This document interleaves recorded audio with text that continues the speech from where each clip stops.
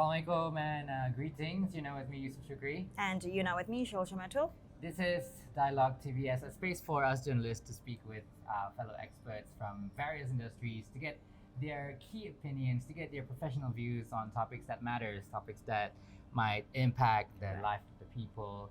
And previously in previous episodes, we've spoken to Industrial advocates, players. industrial players, ministers on topics such as tourism, policy making, law, and even green economy. And that is something that we always discuss and explore right here on Indeed, Dialog Yusuf. TVS. And apparently, our topic today is somehow related to the green economy. And today we are going to talk about upskilling and reskilling. Reskilling. Now, to simplify what upskilling and reskilling is, they are programs that are curated for employees to nurture new talents as an added value to themselves, and also to kind of make them more efficient in more, how do I say, productive in their work. Indeed, Yusuf. Yeah. As we are all aware, addressing the needs of upskilling and reskilling are vital, especially among companies who are embracing digitalization, as there is an urgent need, I think, for companies to reskill their workers in the resulting shift of the socio-economic norms. And of course, with the ever-revolving industry, skill building is more than hiring, contracting, or redeploying employees, as companies are finding the best way to close the skills gap across industries. Yeah, Yusuf. And these companies also, I think they have doubled down on their efforts to reskill or upskill their employees. Now, we can also see there is a forecast that 50% of the employees will need reskilling by 2025, and we are now in 2023. And the skills in demand, as we are all aware, are data analysts, scientists, Internet of Things, IoT specialists, digital transformation specialists, and of course, cybersecurity specialists. And not to forget as well, you know, the use of artificial intelligence or AI is gaining more traction, more appealing than ever before. And this, of course, goes in tandem with Malaysia transitioning into a high-income state. Yeah, That's right, Cheryl. AI, basically, I think throughout the development of technology, as we progress in terms of technology, I think I've spoken to like 3 different types of AI. We've got Siri, we've got Alexa, we've got Bixby, the one on Android. Do you actually own any AI? I Do you have use them? one AI. I have a man, you know, taking care of my house right now, controlling the lights, Mr. Google, of You course. see, that is why AI is apparently very appealing to many, because these days we are more dependent on it, and some jobs might cease to exist. You know, Correct. so there are pros and cons in terms of technological usage, technological integration into our daily lives.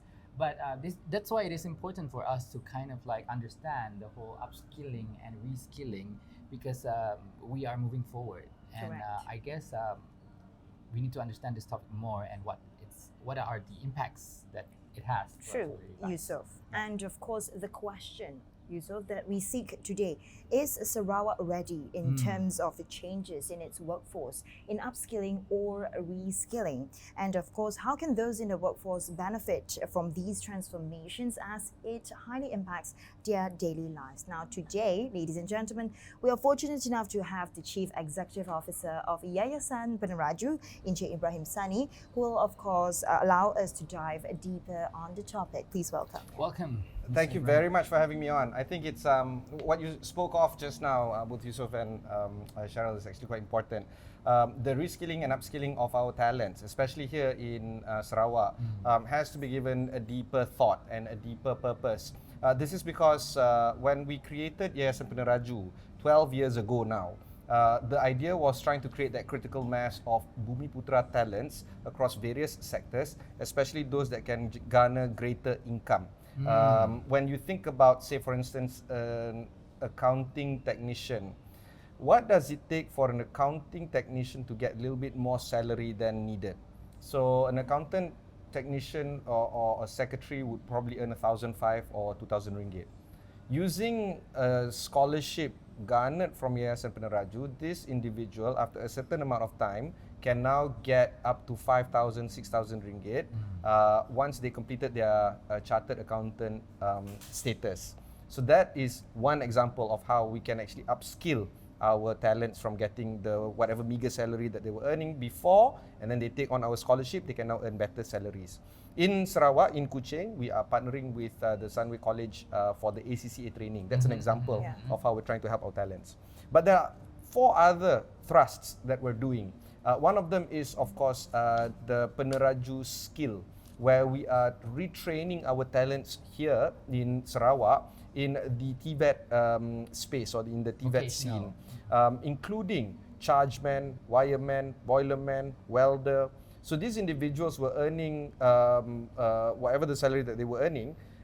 Once they have completed our certification, immediately they could see a certain amount of jump in terms of the salary that they can earn moving forward. So the question now is, what are we doing? What must be done differently this year compared to the previous years? So I have to harken back to what the Kementerian Ekonomi is doing right now when we talk about ekonomi madani.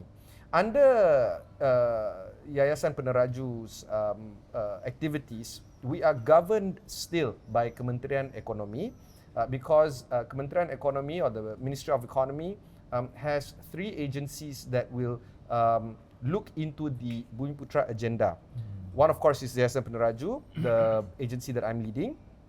We have 2 other sister agencies, Teraju as well as Equinas. So how we look at it in Ekonomi Madani when it comes to the agenda of Bumiputera is very straightforward. We create the talents, folks like yourselves and myself. We upskill and we reskill our talents, and then we push it up to their working environment. And then if you want to be an entrepreneurial of sorts, or you have that entrepreneurial DNA in you, you can start your business and you will be guided by Teraju.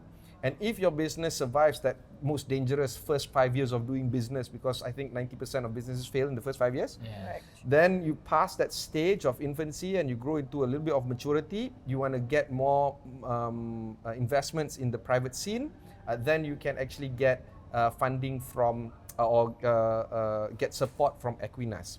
So Kementerian Ekonomi, agenda Bumiputera, start off with Yayasan Peneraju, and then move on to Teraju, and then move on to Equinas. This is how we structure our setup. Now, how does this fall back to our greater agenda of Ekonomi Madani? Ekonomi Madani has 3 principal characters. The first is spending wisely. The second is creating catalytic industries. And the third is trying to make sure that we can create an income-based economy with higher value and high growth. So from these 3, I guess, philosophies, we have created 3 thrusts. The first is making sure that our economic basis is strong. The second is making sure that our catalytic industries get the support that they are needed. And the third thrust, the one that Yayasan Peneraju is heavily focused on, is creating a high income or higher income based on innovation and based on higher skill. And this is where our focus will be for 2024 moving forward. So, in terms of your engagement with Sarawakians, and especially Bumiputeras themselves, how far have you gone? And we're gonna move forward with that question right after the break. So stick around.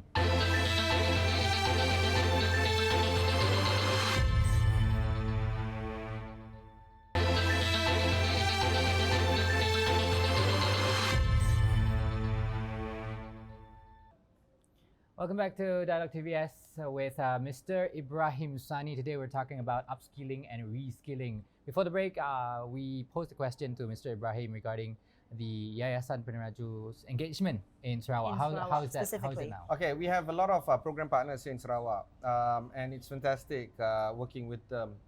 We cover programs that take in students from after SPM or school leavers, all the way to working adults as old as 45, right?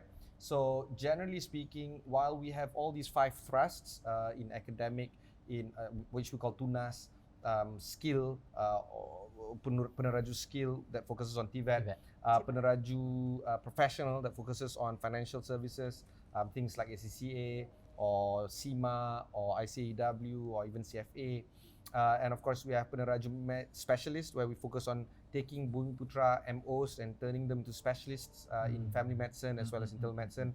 And of course, Peneraju technology, an area that we want to grow more Bumiputera talents in the realm of big data, data management, data sciences, cyber security, which is a big problem that we have to overcome. And of course, more areas in technology that is pretty difficult for us to get more students in sebenarnya. Okay, so these are the areas that we're working at. And some of our program partners, when we talk about some of our program partners, we talk about Sunway College Kuching, we talk about SDEC, we talk about Sarawak Skill and more. The program Centex, yeah. They are focused on delivering the programs that we have created collaboratively or we have created by ourselves and we ask them to deliver. The issue here is not many intake is coming in from Sarawak. And we want to know more. Why is it that Sarawak talents are not signing up for our programs for reskill and upskill? We've asked ourselves that very hard question last year in 2023, and what we realized is that there are three answers to this. The first answer is the duration of the program is too long. Some of our programs run 12 months, 18 months, even 6 months. I don't think that's a long. Based on the duration. conversation that we've had to these potential scholars, it is a bit long. So we have to ask ourselves, can we shorten it? Okay. Right. The second problem or the second response that we got on why Sarawakians are not coming up to sign up for our programs is because they are the program centers are or the training centers are too far away. The distance. Yeah. Mobility is an issue. So that's a very critical point that we have to address. And when I say too far away from the locality, I'm not saying too far away from the big cities in Sarawak like Sibu, Miri, Bintulu, Kuching.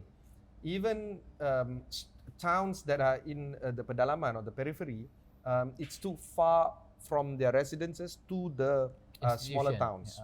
And that is a problem that we're trying to overcome, or a challenge that we're trying to overcome, but there's only so much that we can do. Sometimes our training centers can only operate out of towns. And so we may have to include travel allowances or any other imbuhan to allow for them to make that journey easier. And the third is a much more tricky challenge to overcome. Parents are not willing to let their children go and attend these courses. And does this happen to both rural yes. and urban, or is it just rural? Yes, across the board. Across the board. Because while some of our programs are for working adults, 30 years old, 40 years old, there are many more programs that are catered towards school leavers, SPM leavers, early 20s. And many of them are still living with their parents in Sarawak. And parents are not willing to let their children go for this training. And this is something that we don't know how to overcome sebenarnya. Would you say the role of parents is actually crucial? Would be one of the issues that, you know, parents also have to be educated on this matter other than youth? Yeah, I wouldn't say educated. I would like to just maybe say that parents need to understand that while there are moments when you have to have your children near you or with you or at your home or near you near your area, there are moments where you have to let your children go, fly free, and upskill and reskill yourself so that your child can get the best education and training possible to help that child be a little bit more competitive in the job market and in the industry. Because you can only protect your child up to certain amount. After a certain age. After a while, you have to let your child grow. And this is a sacrifice to release your child to the open. But sometimes sacrifices are needed to be made in order for you to get the result that you seek. And what is that result? You want your child to be independent, able to earn a lot and support him or herself also to support you as well. And sometimes the payment, the actual cost of this is not so much the ringgit and cents. It is the ability for you to let your child leave the home for a certain period of time for that training and education to happen. And sometimes that cost is too dear for parents to pay, i.e. you cannot even bear the thought of your child going away for 1 or 2 years to be reskilled or upskilled or retrained, even though that is something good for both the child and the family. Yeah, honestly, because I face this problem myself. I mean, I'm quite close with my families, and the to go beyond Sarawak itself, I kind of like have to ask for consent. Yeah. That's one of the challenges, Yeah. I think, for Most families Different here, families the have different- values are still very Yeah. tight knit. Yeah. So this is the thing. In the How do you plan to tackle this problem? Yeah, though? so very good question, Yusuf. It's not a one size fits all. Every situation has different unique circumstances. And who are we to say that we understand the situation of that family completely? We don't.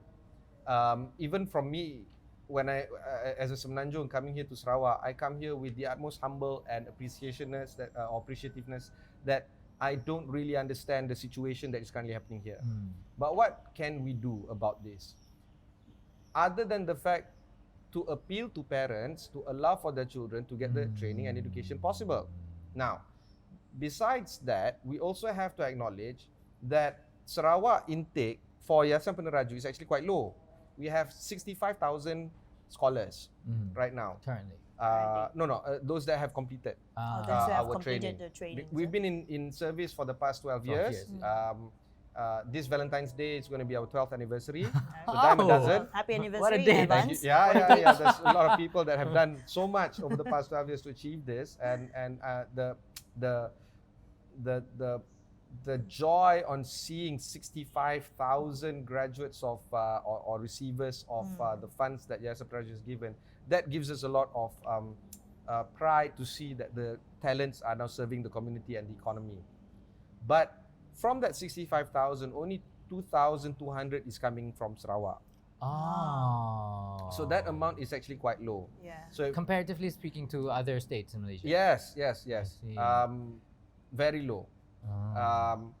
And that is why after taking over the leadership of Yayasan Peneraju, my focus for 2024 will be on deepening our relationship with Sarawak, especially through our program partners, SDEC, Sarawak Skill, Sunway, Tegas, Sentex, and many more. Yeah. Because these program partners also face the same challenge that we're facing, because they can't get the intake amount that they require. I see. So whatever the reason is, maybe we need to engage more with parents here. Maybe we need to diversify our program deliveries here. Like maybe a tour or something?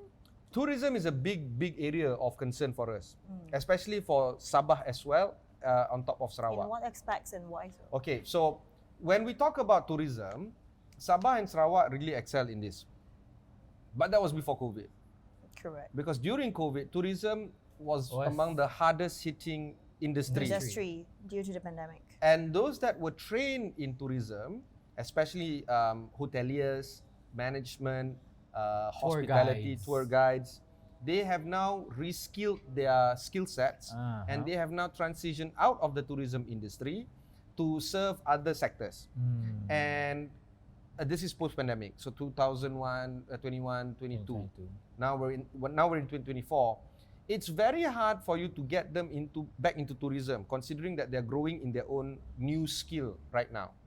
So when you go to a 5-star hotel or a 4-star hotel, not just in Sabah and Sarawak, but of course in Semenanjung as well, you're getting skill sets that are new, young talents that need further retraining and reskilling to a point where they are yet to hit the mark to serve a very critical sector that is high impact, high visible area, like the 5-star hotels or the 4-star hotels. Especially not just front desk and reception and housekeeping in those areas, but in the sequential areas like F&B, where you need 5-star chefs, for instance, or tour guides, where you need that high touch 5-star areas of hospitality. Knowledge Hospitality. Yeah, to them. right? So to retrain people in this space not only requires a very tailored approach on delivering value, but it is also important for us to see what's next. Because while we want tour guides to be there, we also have to ask ourselves, do we want this individual to be a tour guide Only throughout until his life. yeah, Yes. where is the progression? Now, we're not saying that being a tour guide is a bad job. Being a tour guide is an excellent job. But can we continue to upskill this talent to a point where maybe this tour guide is working for a company, maybe this tour guide can then later on start a business of her own, maybe this tour guide can then employ more people and she can then lead a business of her own, size. And maybe this tour guide, this individual who started off as a tour guide and now is running a business, can then grow her network and build more businesses with other tourism industry players. Now, is that part of the plan? It is. And that's why when we started off this conversation just now before the break, how does the interrelationship between the sister agencies inside Kementerian Ekonomi work, especially on improving the agenda, the Bumiputera agenda within the Madani economy? That's why we create the talent development programs here in Yayasan Peneraju, and then we move towards Teraju, and through their various programs like Superb, for instance. Superb is a big program of Teraju to help Bumiputera talents supercharge their growth for their businesses, and then eventually go into Equinas and get funding there.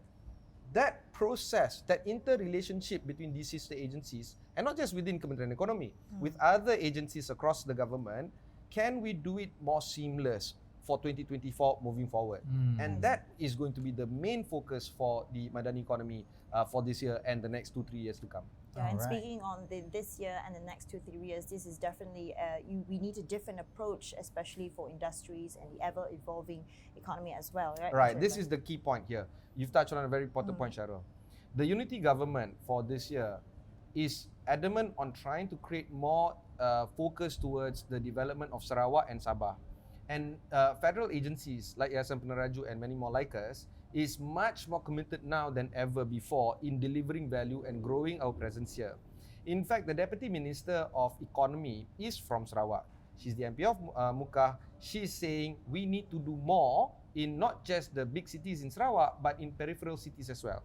That is why this month we're going to Mukah to see what kind of value that we can deliver there further. Now, not just we can go to Santubong, we can go to so many other cities or localities here in Sarawak.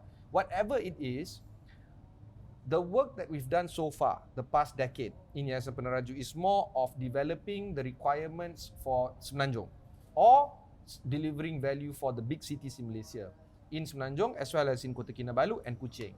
And that has delivered value in order for us to create that critical mass of the 65,000 recipients or scholars of Yayasan Peneraju education funding or reskill funding. That's not enough. We need to do more for 2024 moving forward. Yeah. So what does it take for us to deliver greater value here? First of all, we have to come here. We have to be here. We have to spend time in Sarawak and Sabah and try to see what is required from the industry. So to your question, what is required by the industry? Well, we don't know, to be honest. And it's okay for me to admit that we don't know. Maybe it's because we haven't spoken to the companies here that much. And maybe Engagement that session. that should be the key point moving forward. Yeah. I'm And going I to hold you increase right our there because engagement. we need to go for a quick Yeah. break first. And we'll be right We'll back be right after back the then. break with more insights, especially on Sarawak and its developments as Yeah. well. We'll be right back.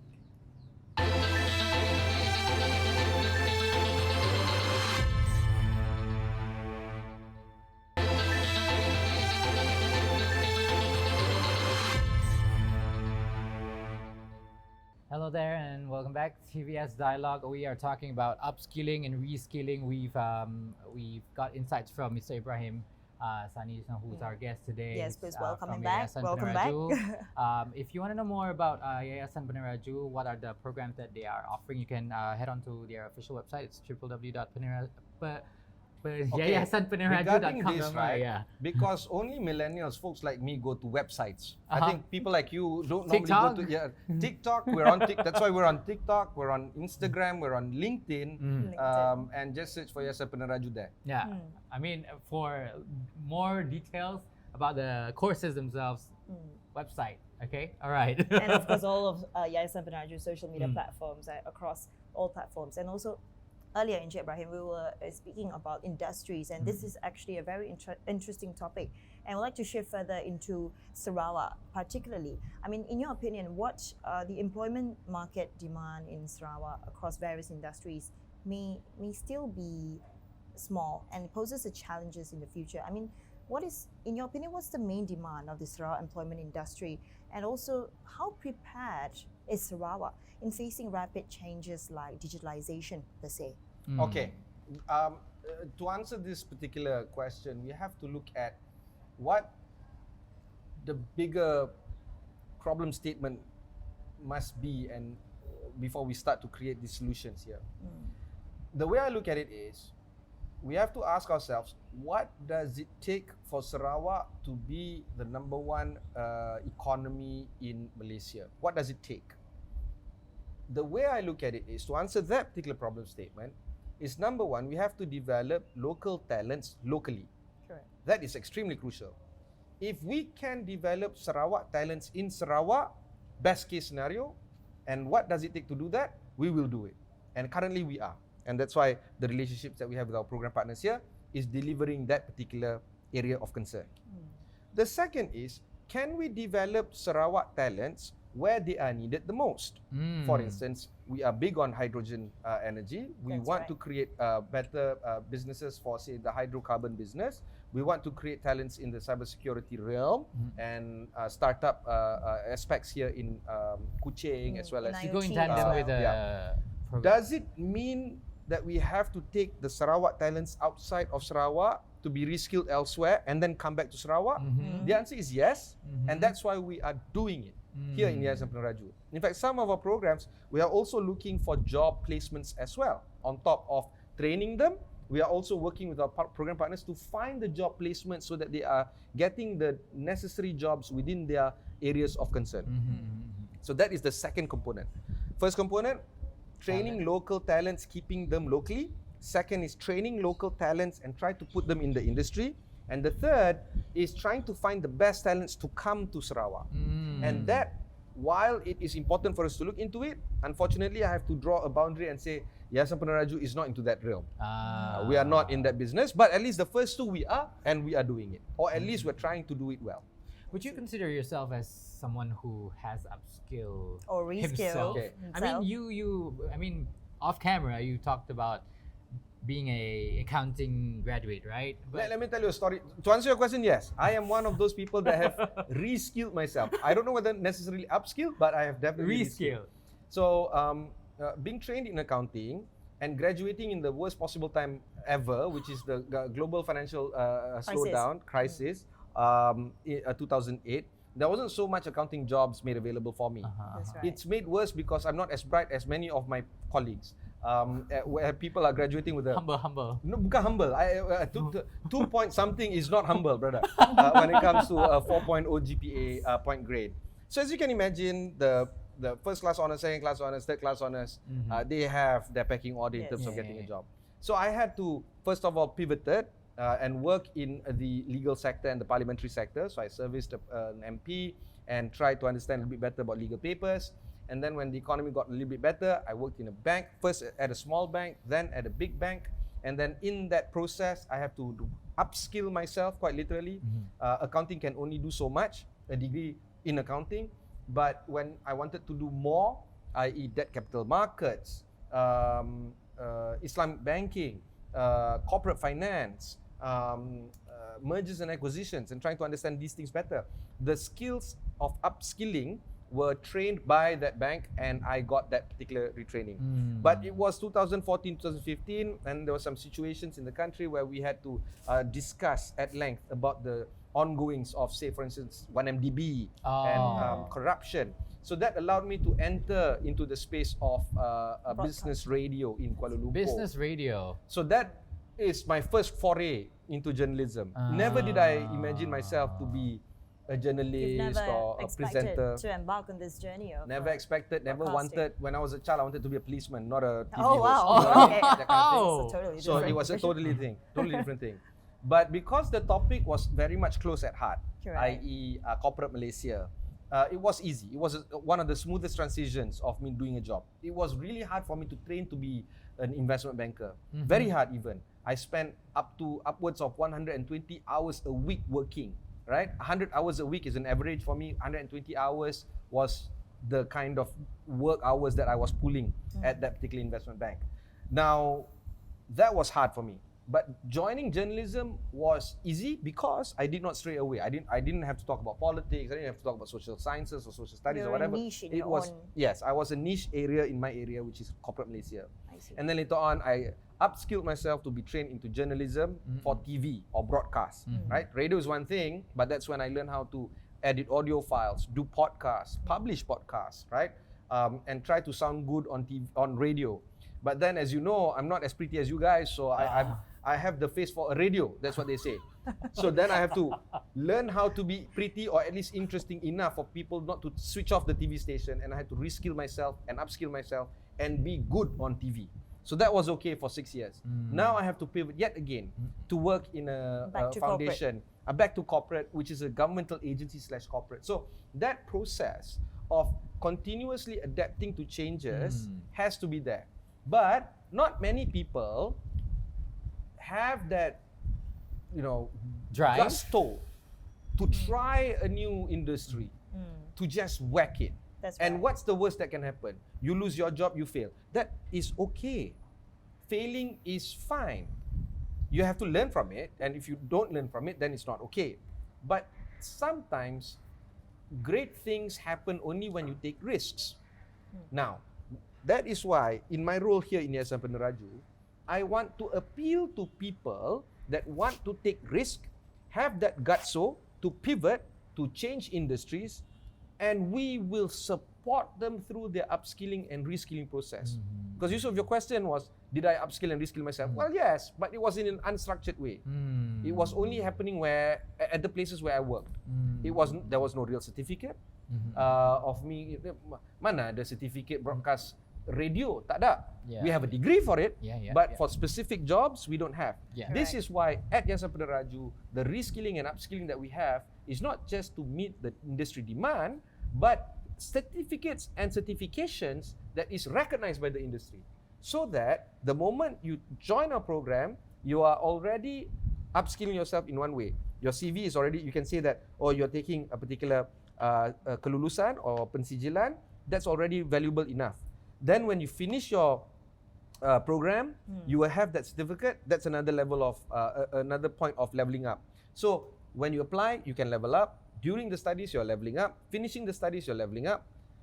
At each and every single point in time, you are actually able to improve on your capacity to earn better and to actually have a better job prospects in an industry within that particular area of training. That's our point of being here in Yayasan That's right. Peneraju. And also speaking on one of the initiatives done by Yayasan Peneraju as well, Ibrahim. I mean, considering the country is also moving to digital and high technology era, I mean, how can Yayasan Peneraju, in its role to help these talents in Sarawak or nationwide at the initial stage, perhaps? That is after they have finished school. I mean, what's the platform for them to level up from Okay, there? so this is, Cheryl, you're touching on a very important point for me to explore.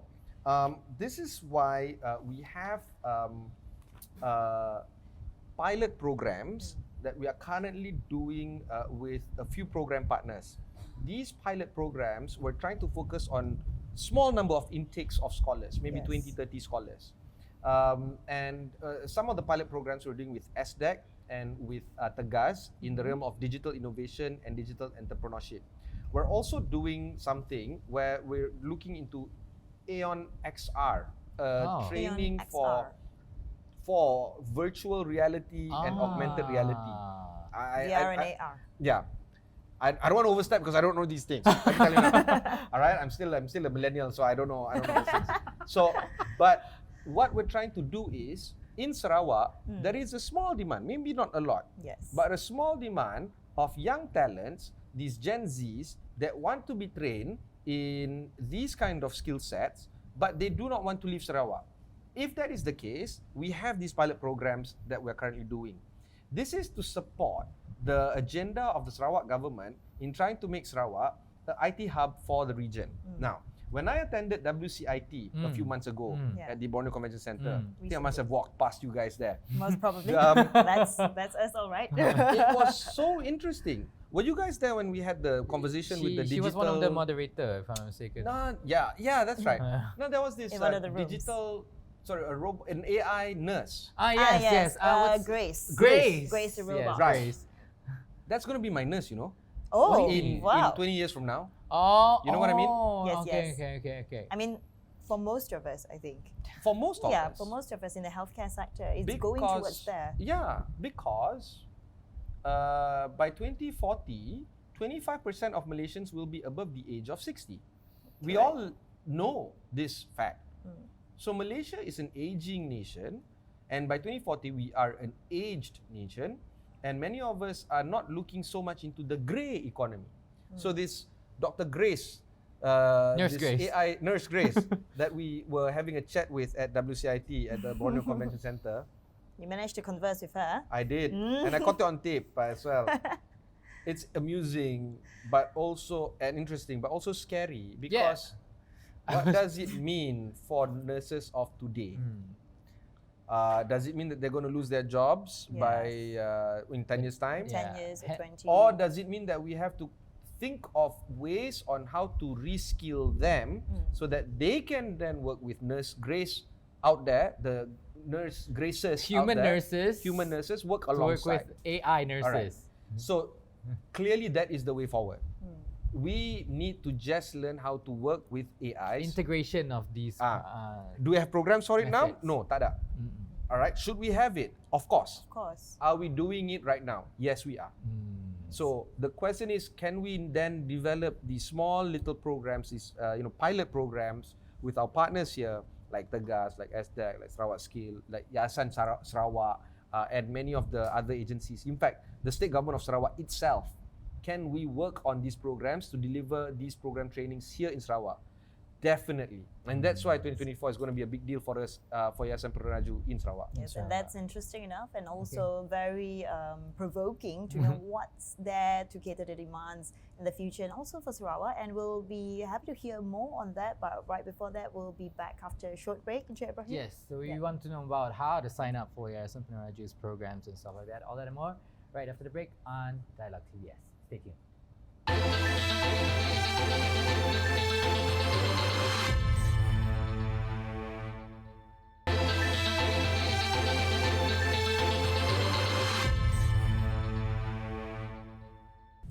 All right, and welcome back to Dialog TVS alongside with me, Shauta Metro, and Yusuf Shafri. Oh my goodness. and also we are welcoming back Encik Ibrahim Sani, the CEO of Yayasan Peneraju. Now, earlier, Encik Ibrahim, we were talking about catering the skills, demands, industries, and of course digitalization. You also mentioned there is a crucial number of youths also to delve into this and to break out of their comfort zone, perhaps, Right. in upskilling and reskilling. Okay, so this is a fantastic question, guys, because when we look at the target segment for Yayasan Peneraju here in Sarawak, we target across the board. Okay, so we have B40 target groups, M40 target groups, we have working adults, we have fresh grads as a target segment. If you would allow me a bit of time to go through one by one. Yes, sure. With SDEC, we have 3 programs and 1 program with no new enrollment. 2 programs are focusing on SMEs and graduates. They are called SME Digitize and High Technology Talent Sarawak. So this program focuses on training talents to build businesses that support small and medium-sized enterprises. The objective is trying to improve on the marketability of these talents in the world of 3D printing, automation, retrofitting, robotic, digital economy in an environment where it is also including not just the hard skill set, but mentoring and coaching as well. So that's the work that we're doing with SDEC. For Centex, we're doing this thing called the Aeon XR, the one that I told about, Yes, virtual reality and augmented reality. And this is for fresh graduates, because for non-Sarawakians to do this immersive technology, virtual reality, they can do it here as well. So we're having non-Sarawakians or Semenanjung folks coming over to Sarawak to do this, it'll be great if we can get Sarawak talents to do this as well, because we want Sarawak talents to do immersive technologies like VR and XR. Is it XR? Yeah. XR, yes. Okay. The idea here is to actually improve on the ability for us to bring talents to do immersive technology here in Kuching and of course in Sarawak. Our work with Tegas is also doing a lot of programs, but there's no new enrollment for this year, which is quite concerning, because if you have no new enrollment, we have to terminate the program. We can't run programs in perpetuity with no students or no scholars. Programs have to have people, and maybe we are targeting different groups, so maybe we have to rethink about who we need to speak to next. But this is focusing on diploma holders and also people that are unemployed, especially to run a 6-month program on selected startups, including training and placement. So we're taking these individuals, diploma holders and many more, putting them in startups that we are working with, and try to see if we can develop them further. That's the work that we're doing with the So guys. at the same time giving them jobs. Yes, paid. Paid. And startups, when you say startups, those who want to delve into, creating a businesses. Yeah, businesses that has a high propensity for hyper growth. So namely science, technology, STEM. That kind of areas. Also, we're working with PetroScience, and we have no new enrollment, but we have active scholars for this year. We are training 17-year-olds to 21-year-olds in the areas of STEM and TVET. And of course, we are looking at a certification that will be recognized by MBOT. And the objective is, of course, trying to see if we can deepen our relationship with Petronas and Sarawakians here in the realm of STEM training and upskilling. And then we have the FMSDC, where we are offering or targeting graduates moving forward for the areas of trying to not just upskill their trainings, but try to find jobs for them in their respective industry. But whatever it is that we're doing in Sarawak, we have to understand this big problem of median salary. In 2016, a median salary for a fresh grad in Malaysia is 2,000 ringgit. In 2022, the median salary for a fresh grad is 1,600 ringgit. So essentially, a fresh grad in Malaysia is earning less today than before. Correct. That 2,000 ringgit median salary in 2016 is brought forward with today's money, today's value. So Which is different. It's so totally different. there is no wage premium anymore if you go to university. Gone are the days where we go to university and get a degree and think we get better pay. Yeah. That concept is not applicable anymore. What is more applicable is we have continuous and updated upskilling programs that is able to give the best talent training that fits the requirement of the industry today. And that's why we have to continuously speak to both our industry players in Sarawak. To answer your question, what sectors? Sorry, it took me a long-winded answer to answer your question, but No problem. is it in the area of energy? And when we talk I about wanted to energy, raise is it up, it the new energy like hydrocarbon and all this? Or is it also the legacy energy, right? Fossil fuel. Fossil fuel. And then now there's an upcoming green and blue. Yes, energy. green and blue energy. And then when we talk about the grey economy, Correct. what is it? What does it take for the grey economy to work? We talked about Nurse Grace. It's not just the coding that comes along with building an AI nurse like Nurse Grace. It's also silicon, because Nurse Grace needs a skin. Are you in the skin manufacturing business for AI robots? Is it also networking? Not like cocktail networking, no. As in networking, network. LAN. Networking. Yeah, the the IP network LAN that network. Nurse Grace is working. So Nurse Grace needs to talk to other Nurse Graces in the country. Yeah. So are you in that process as well? Yes.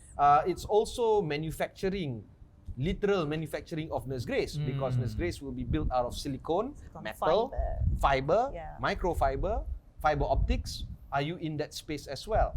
So imagine just one Nurse Grace takes a lot of industries. Are we in Yayasan Peneraju a part of that reskilling and upskilling process? To be honest to you guys, we're not yet. But are we looking at it aggressively? We are. Very aggressively. And that's why the interrelationship that we have between the agencies within Kementerian Ekonomi, within our sister agencies of Teraju, Equinas, and all the other agencies within Kementerian Ekonomi and the Kerajaan Madani, and our partners here in Sarawak as well as the Sarawak state government, like SDEC and the state government, Yayasan Sarawak and many more, has to be deepened. That's why 2024 is going to be a busy year for Yayasan Peneraju here in Sarawak. In Sarawak. So you're going to see me a lot more often. We're looking forward to that. more of your events right here, because I Yes, think yes. maybe a lot of us here in Sarawak, we are not aware of such programs being offered, especially not just to school leavers, but also to working adults like Working adults as me well, and Cheryl. and perhaps the awareness of upskilling and reskilling, right? Yusuf, might pose as a crucial need for the industry, but perhaps Let me awareness. talk to you about our industry, the creative industry, the Correct. multimedia industry, the broadcasting industry, the advertising industry, the PR industry, the digital industry. This industry is often misunderstood. It is so misunderstood to a point where there is a subtle look-down effect on those that do this industry compared to, say, an engineering degree or an accounting degree. You're right. This is a wrong perception, and this is one of the worst perceptions to have. So how are we at Yayasan Peneraju trying to tackle this? We have to accept the fact that not many people are creative, and if they want to do something that are non-creative industry or technical industry, there's a lot of solutions for that. But we also have to accept the fact that many Malaysians, as well as Sarawakians in particular, are so creative and are able to deepen their talent in the creative industry, especially in PR, in marketing, in broadcast, in journalism, in videographics sector. Producing content. Producing content, right? Do we have enough programs that cater towards this? The answer is no, not yet at least. That's why some of our pilot programs are going to look into the creative industry aspect.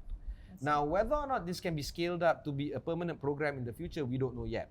But what I can say is the creative industry, while it has long been misunderstood and might not necessarily get the necessary support from agencies like governmental agencies like Yayasan Peneraju, we're going to rectify this and we're going to make this a big solution moving forward. However, we have to accept the fact that AI is going to revolutionize how we deliver content.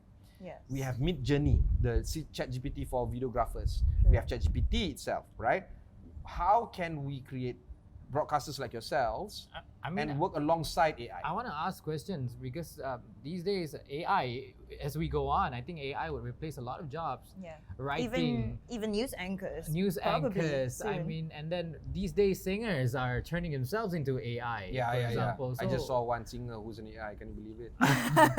K-pop itself, there's a group that has their alter ego as an AI character. So, what do you think? Will we see more negative impact if AI is being inserted so just into like all the other the sectors industry? out there, the creative industry has to be clear on what we need to be 10 years from now, 20 years from now. We have to create talents that can work alongside AI. If we create talents to be doing what AI is doing, it's going to be obsolete the moment this individual finishes that certification process or that graduation process. But are our training programs dynamic enough, nimble enough, sensitive enough towards market demands and market needs and wants to be able to pivot quickly, to understand the challenges and the wants of not just the users but the industry requirements, to be able to work alongside AI? I can tell you, no, our programs are not designed that way. Yet. Yes. That's why at Yayasan Peneraju, the program we have a department called the Program Development and Performance. This department, where we develop programs, is extremely critical, but at the same time, we are also sensitive towards creating performance tracking.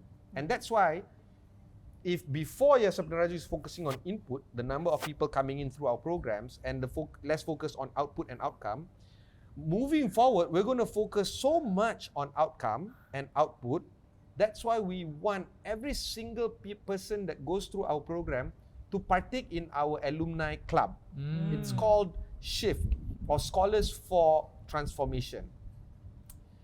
The reason why we have SHIFT is for us to create this alumni network of people that have undergone through the programs that we offer here at Yayasan Peneraju, because all of us already have the shared experiences. Correct. And to deliver back, to give back to the community by taking part in this mentoring and coaching.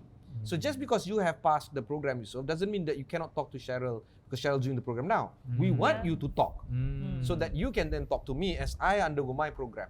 So we create this cohort 1, cohort 2, cohort 3 that talks to each other. And that way, when you guys talk to each other, you guys can actually feedback us on whether or not the programs that we have right now is updated, is upskilled, is effective, or it needs to be changed. And Jangan complain aja. And Tak boleh complain. there's a network that you can create there And as let well. me tell you now, that number is so scary for Sarawak. Because out of the 65,000 scholars that we have, 2,000 is from Sarawak that we've covered. It's so small. There's 59 Sarawakian shift members. I see. 59. Out of the 2,200, Yes. there's only 59. Not even 60. As of 31st December 2025. 2025. We're going 2023. forward. Yeah. So I want more scholars coming in from Sarawak, but I also want the scholars, the 2,000 odd scholars that have gone through our programs out of Sarawak, to join our alumni program. And it's so easy to join Shift. Just go to Shift social media at Yayasan Peneraju and sign up. Because we need you more than you need us. That's definite. We need you more than you need us. So please join our alumni program, especially if you've taken our programs. All right. Mr. Ibrahim, Sani, thank you so much for giving us the insights on the importance of upskilling and reskilling. And I think we've delved through a number of topics today. Yusuf, I think we both have also learned a number of information as well, not only in AI, in digital transformation. Yeah, please do take some time to check out Yayasan Peneraju, their social media and their official website as well. Yes. And also a special thanks to Waterfront Hotel for hosting us as Thank you to the Waterfront Hotel for the venue they have provided us today. Very nice indeed. And on that note, thank you so much again, Mr. Ibrahim. Thank you very much. Yusuf, thank you very much for having me. Thank you so much, Mr. Ibrahim. See you in the next episode. See you soon and goodbye.